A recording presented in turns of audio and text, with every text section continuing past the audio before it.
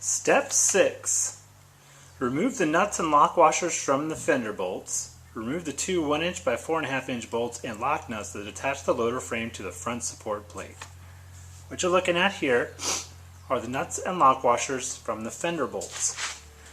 This white structure that's metal right here, oops, right there, is the fender. There's one on each side. See the nice fender there? Protects the driver from the wheels. But they're attached down here with two bolts. And as you may be able to see, the yellow rear of the loader attaches to the bottom of that on both sides. So we'll loosen these bolts and then move on from there. I already checked, the bolts are not a uniform size. I think this one right here is actually 1 1/16, so I'll have a crescent wrench on that one. Whee!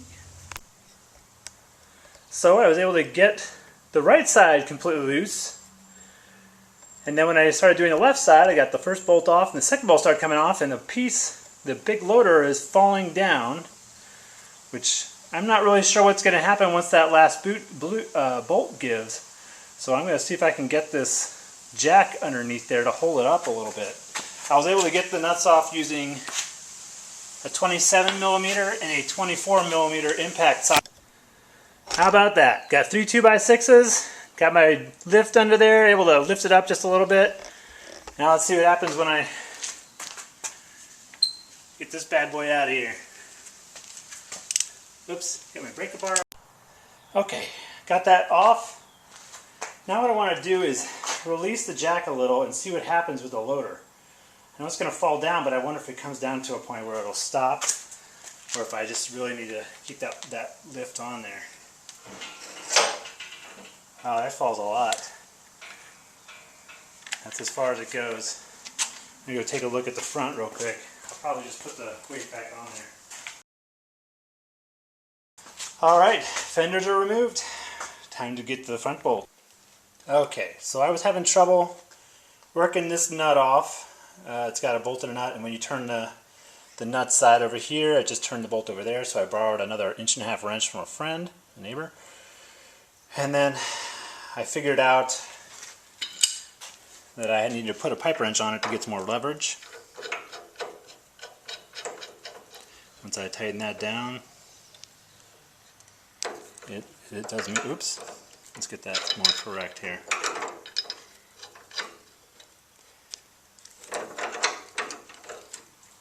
I could get some leverage on it and move it. All this, I wanted to make sure that the loader was level, which it wasn't. After I disconnected the fender bolts back there, it started falling kind of back. So I moved the hoist. I'm going to show you that real quick.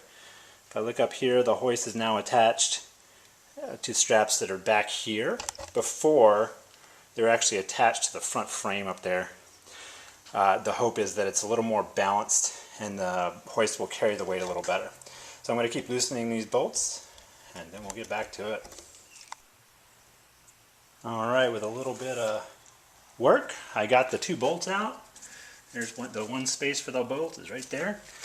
Then I wanted to show you these bolts. Let's see it right here. Let me pull this right here.